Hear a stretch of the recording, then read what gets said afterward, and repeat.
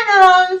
Today we are doing unboxing. This is to help me during my vlogging because when we're doing outside, outdoor vlogging, especially my hand is so shaky. So I hope this will help me. Okay, let's do the unboxing.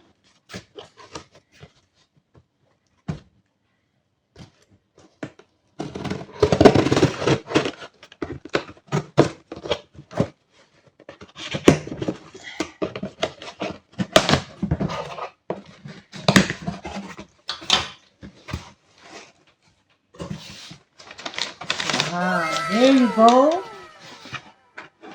And it is... Okay, so we have the DJI OM4 SE. It's a smartphone stabilizer. I'm sure this will help me a lot. And what's in the box? We have the unit, the magnetic clamp, the storage pouch, cable, the tripod, the strap, and the manual. Let's see. Okay, wow. This one, what's inside here? All right. So we have here the pouch. Okay. And we have the strap. And we have here the manual. It's like a quick start guide. Okay. And then there you go. We have here the magnetic phone clamp. Okay. And this is the spacer. If the phone that we're gonna use is a smaller, we need to put it, but I think I'm not gonna need it. And then we have the tripod, and we have the power cable, and we have the unit. There you go.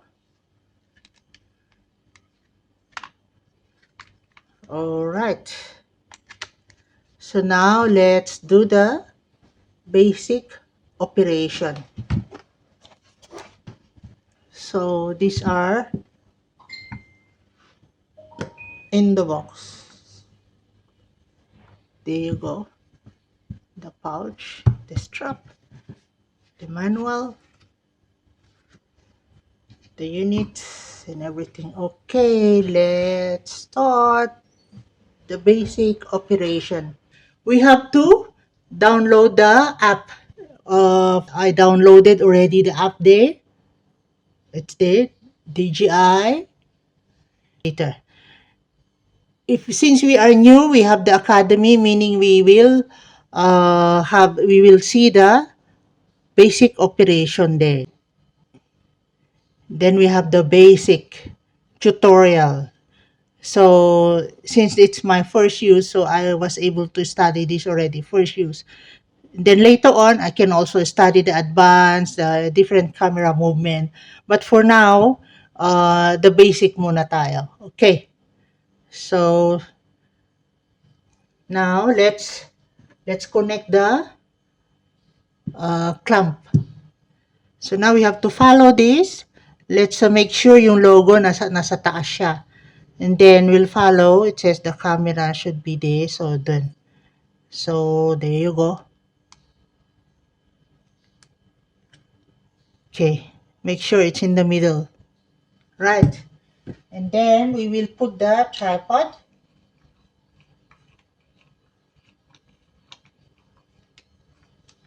So we will set aside this one now. We don't need this.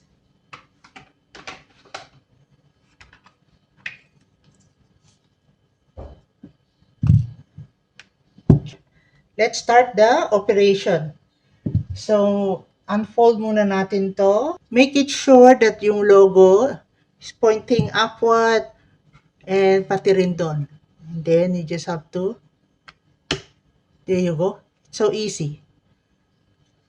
If you remove, there you go. Connect it. There you go. Okay, so let's do the operation.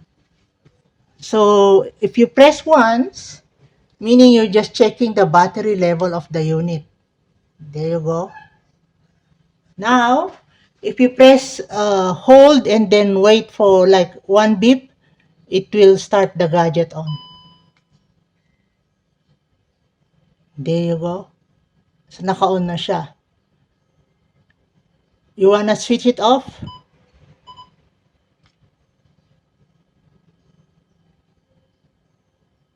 There, that's off already.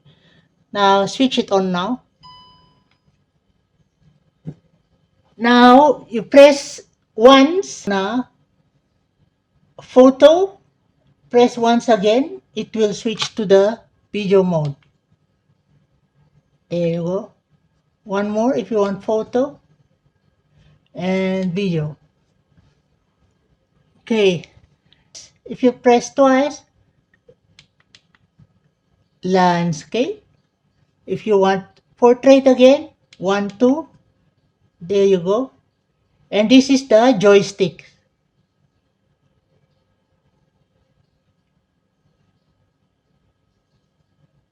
Now, if you want to recenter now, press this one. There's a button at the back. Okay. So since the gadget is not recentered now, just press it twice. There you go. And then now, so you're on the video. You wanna take a video now? Just press this. There. It's recording. Put it off.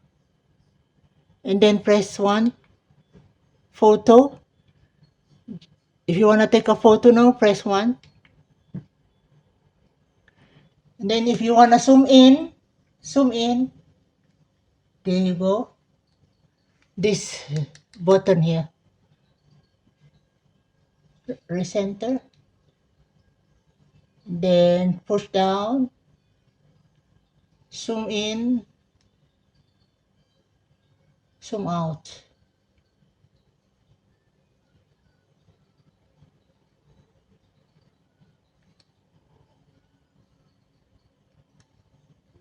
There you go.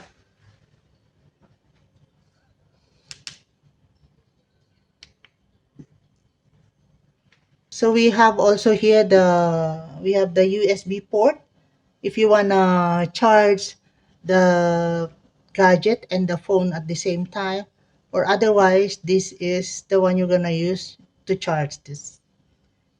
There you go. You can use the gadget for like up to 15 hours. So now, put it back to portrait, recenter. Anyway, if you want to switch the camera front or the back, you press this button 3 times. 1, 2, 3. There you go.